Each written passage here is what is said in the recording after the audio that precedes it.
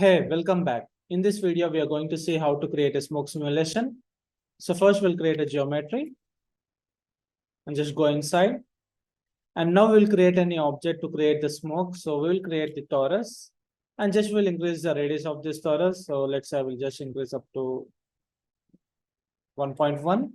So next we need to take a node called Pyro source. So just we need to take a Pyro source and just we need to connect here. And here in this initialize, we need to select this source smoke here. And also after creating this, if you select here, you can see there is an attributes. It has been created like density and temperature. And just I will enable this. So now what the thing is, we need to convert this into volume. So in order to do that, we need to take a node called volume rasterize attributes. And just we need to connect here. And we have to enable this and we need to select this density and temperature here in this attribute. So select this density and also we need to select this temperature. So now we got this smoke here. And also if you see here, there is a voxel size. That means if you want to increase and decrease these particles, we can use this. And first of all, we will add an Pyro solver. So just we will take an Pyro solver.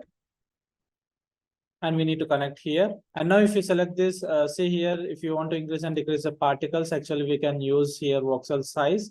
So what the thing is, just we need to copy this parameter and we have to paste in this. So just we need to copy these parameters and just we need to go to this and we need to paste on this relative reference.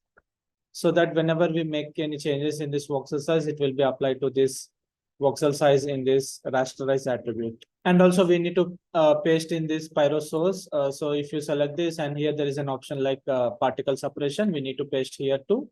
So just paste relative reference. So now whenever we select this and if you make any changes in this voxel size, so it will be applied to this volume rasterize and also in Pyro solver. And now we'll click on this play. So we got this smoke here.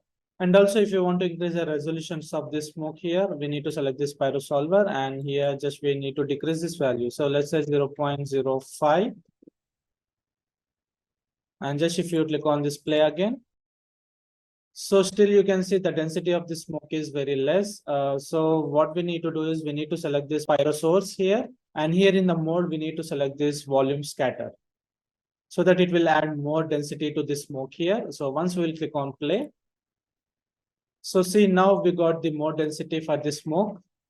And now what the thing is, we need to add some sort of noise in this smoke here because the smoke is not natural here. So in order to do that, we need to add a node in between this Pyro source. So just we need to add a node called attribute noise. And just we need to connect here. And now if you enable this, so now the defaultly attribute noise has been set to like vector. We need to change it to float. And also here we need to select this density. And also we need to remove this color. And the operation we need to put it to like multiply. So if you enable this, and also we need random noise. So we can animate this noise. If we select this attribute noise, if you come down, you can see there is an option like animate. So we need to enable this animate. And also here the range values, we need to put it to like 0 centered. So now we got actual smoke kind of shape here. So now if you click on this play, now we got this random noise over this smoke here. And if you want to increase more noise value here, you can see there is an option like amplitude. So you can increase this. And also if you want to decrease the size of this noise pattern, if you come down, you can see there is an option like noise pattern. So you can increase this element size or decrease so that it depends on your requirement. And now we'll click on this play. So first we need to set the display flag to this Pyro solver. So select this. And now here we got this random noise. And also if you don't want this much of gap here, we need to change this value of this element size. So if you go back and now if you use this element size, now we'll not get that much of gap here. And now we can click on play. And now we got this nice smoke simulation here. And also here we can change this offset value, means like if you want to change the noise pattern, so you can use this offset. And now if you want to add a velocity, we need to take a point velocity. So just after this attribute noise, so we'll add a point velocity.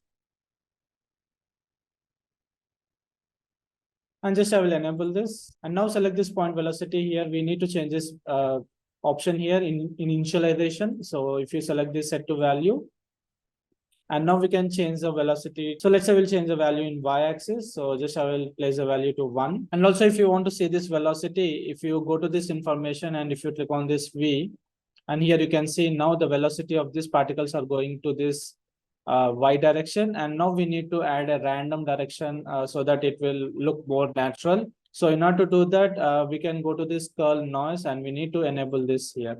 So see now the velocity of these smoke particles are in the random direction here, and we can make some adjustments. So defaultly the animated option has been enabled. So if you click on this play, so see there is an animation in this curl, and also we can change this value. So suppose if you want to change this fill value, we can change this. And now if you go to this information tab and if you see the velocity is nothing but V, so we need to select this volume rasterize. And here we need to add that velocity. So if you go to this attribute and here we can select this V here, so that the velocity will be applied to this volume rasterize. And now if you select this Pyro solver, here we have this attributes. If you go to this like sourcing, and if you see we have this density, temperature, flame. So in this case, we are not creating any flame or fire simulation. So just we can delete if you want. So just we can delete this. And now here we have this velocity, temperature, and this density. And now we will see this. So just I will go to the first frame and we will select this Pyro solver and we'll click on this play here. And now see we got this random velocity towards the different directions. And if you want to make a continuation animation, then we need to make some changes in attribute noise here.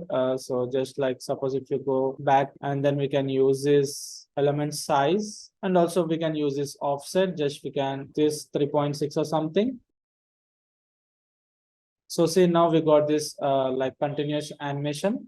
And the velocity is working, so the smoke is going in different direction. And also if you select this Pyro solver, and if you go to this fields option, we can use this dissipation option. So suppose if I put it to 0.02 or something. Now if you click on this play,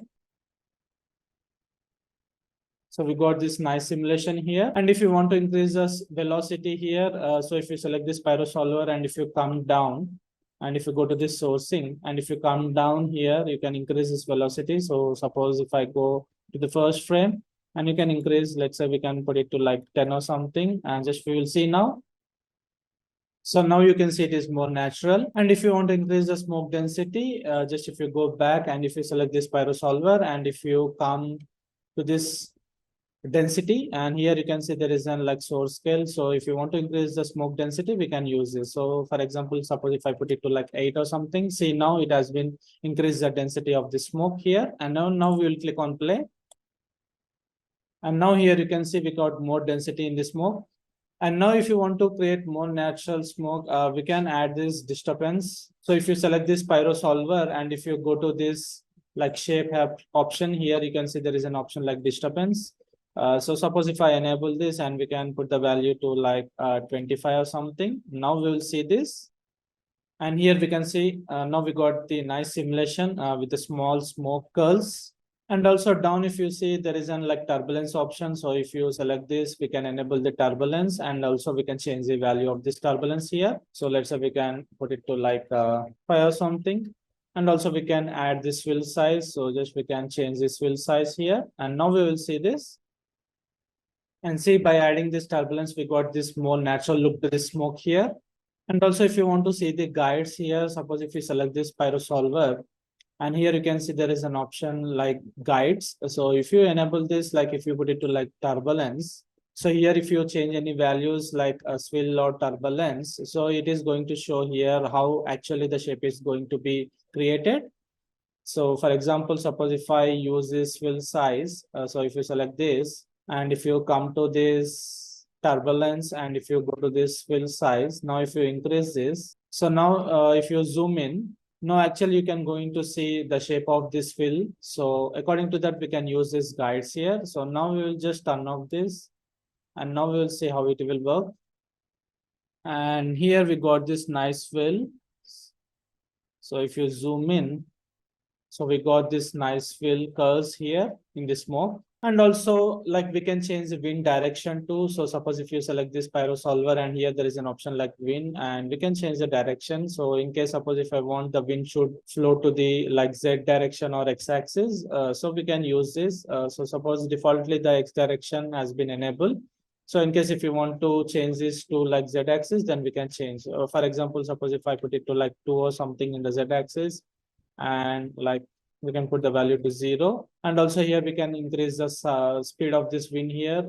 So let it be like 2 or something. And now we will see this. And see now the smoke is going towards the Z axis. And if you want to increase more speed, just we can put it to like 6 or something. So just we will play again. So here we can see the effect of this wing speed. So it is going towards the Z axis. And now if you see, if you click on this play, and if you zoom in, so here the smoke is little bit flat here because of this bounding box. So the smoke is cutting off. So if you click on more play, so see here, now here you are getting this flat smoke here because this bounding box is cutting this smoke. So what the thing is, if you go select this Pyro solver and if you go to this bound, and we can increase the size of this bounding box here. So just let's say we can put it to like 0.8, and now we'll click on this play. And now if you pause and if you go closer, now see it has been not cut through this bounding box. Now we got this natural smoke here. And now we'll decrease the speed of this wind here. So if you select this Pyro solver and just if you go to this fields, sorry, like shape here. And if you go to this like wind, here we will decrease the speed of this wind. Let's say we'll put it to like 2 or something. And also now what the thing is, if you want to increase more details in the swill, suppose if you want to add more smaller swills here. So if you go to this Pyro solver and we have to go inside. So here to this force output, we need to connect a node called gas turbulence so that we can add more smaller swills to this smoke here. If you select this and you can increase scale, let's say we'll put it to like 5 or something. And the default swill is okay. And now we'll go back and we'll see this.